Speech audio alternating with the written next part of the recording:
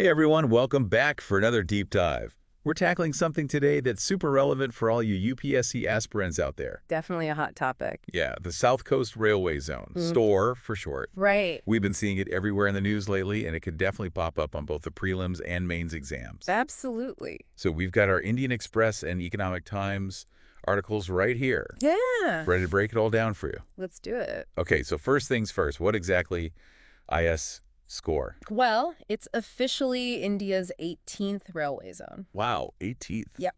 Approved by the Union Cabinet, and it was formed by kind of reshuffling parts of the existing East Coast Railway and the South Central Railway. Ah, so like a reorganization. Yeah, exactly. Right. And this wasn't a sudden decision either. This actually goes all the way back to the Andhra Pradesh Reorganization Act of 2014. Oh, interesting. So it's been in the works for a while. For a while. But why? Why all the emphasis on creating this new zone? Well, the government's main talking points are all about improving things. Operational efficiency, handling the increasing number of passengers and freight traffic. Right. Makes sense on the surface. Yeah, but if you dig a little deeper, it gets way more interesting. It has huge implications for the whole region thing, boosting economic growth, providing better logistical support for those major ports. Like Visakhapatnam and Krishnapatnam. Exactly. And even potentially a boost to tourism. Oh, yeah. I hadn't even thought about that. Places like Tirupati would definitely see an impact. For sure. But there's no denying there's a pretty big political angle to all of this too, right? Oh, yeah, absolutely. I mean, Andhra Pradesh has wanted a separate railway zone for what feels like forever. Yeah, a long time. And this move really plays right into that. It aligns perfectly with what both the state and central governments want to achieve.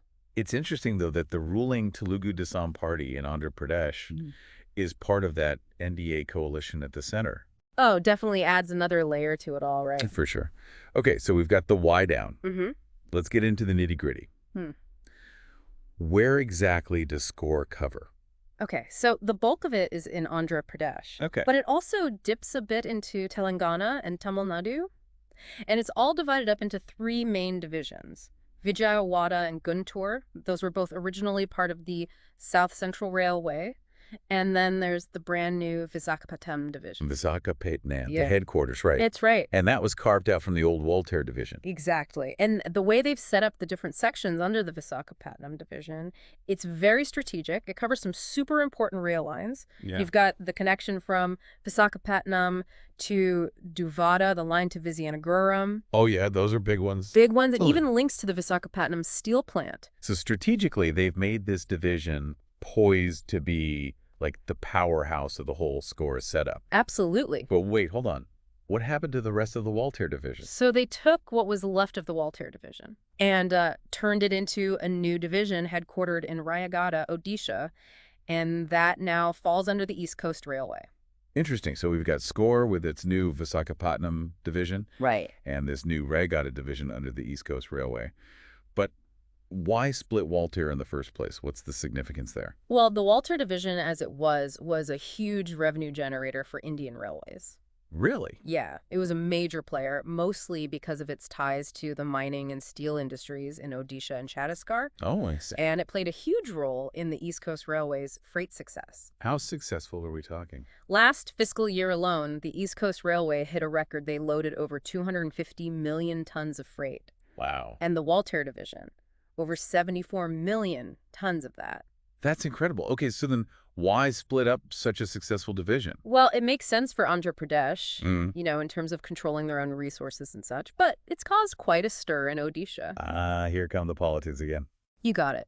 Political leaders in Odisha are saying this reorganization is going to cost their state a lot of money because, essentially, a big chunk of the East Coast Railway's income, which is headquartered in Odisha. Right, Bhubaneswar, is being shifted over to the South Coast Railway. So SCoR is creating some potential economic and political tension between Andhra Pradesh and Odisha. Exactly. And that's why this is such a crucial topic for all you UPSC folks out there. Yeah. It really gets into some core themes. Infrastructure development, these regional economic disparities, and even the whole dynamic of federalism in India. This is definitely something you'd want to have a good grasp on. Oh, absolutely, whether it's prelims or mains. It's a perfect example of how decisions about infrastructure can have huge ripple effects. Huge. Politically, economically, you name it. All right, so we've covered a lot of ground here. We have. But let's take a step back and think about what this means for you, the UPSC aspirant. Yeah, let's boil it down. What are the key takeaways? What do you absolutely need to know for those exams? Okay, well, first off, you got to understand, WHY SCoR was created. All those points we talked about, the efficiency argument, economic development, the political context, that's all super important. Absolutely. You need to know those arguments inside and out. Inside and out. And don't forget the specifics, those divisions under SCoR, especially that new Visakhapatnam division and its key rail lines.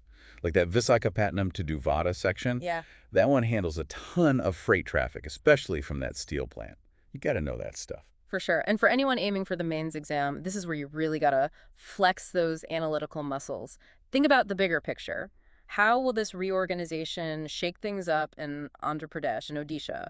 What are the potential problems, the opportunities, that kind of stuff? That's such a good point. I mean, I can already see a mains question asking you to break down SCoR's impact on like interstate relations or how it plays into regional economic development. Oh, absolutely. That's exactly the kind of thing they'll ask. They don't want you just regurgitating facts. They want to see that you can, like, connect the dots, see the situation from different sides, and build a solid argument. Exactly. And this is just the tip of the iceberg, folks. We encourage you to do your own digging. Oh, yeah, definitely. Look into the financial side of it all. How is the revenue going to be shared between the zones? What are they doing to address those concerns Odisha has about losing money? Wait, don't limit yourself to just one source either. Oh, good point. See what different perspectives are out there. Read what folks in Andhra Pradesh are saying, what folks in Odisha are saying, and try to form your own opinion, your own conclusions. That's what it's all about. Thinking for yourself. Critical thinking, that's the key. It's why we do what we do. Break down these complex issues, give you some insights, and hopefully get you thinking beyond the surface level. We're in this UPSC journey together, everyone. So if you found this deep dive helpful, hit that like button, subscribe to the channel. You know the drill. Stay up to date on all things UPSC. And if anything's still unclear or you have other questions, leave us a comment below. We're always happy to help in any way we can. Absolutely. All right, before we sign off, got one final thought for everyone to chew on. I always like to leave you with something, right? So we all agree that, SCoR is a big development. But what about the long game? The long-term consequences, I mean. For Andhra Pradesh, for Odisha, the whole region, really.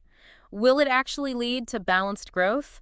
Or could it end up making those disparities even worse? It's a great question. There's so much to think about. How will SCoR affect investments in infrastructure, resource allocation, industrial growth? Could it even spark political tension between states? Right. And that's the thing about the UPSC. It's not just about knowing the facts. It's about understanding how everything connects and then analyzing those long-term implications. So keep that in mind as you continue your UPSC prep. And until next time, happy studying, everyone.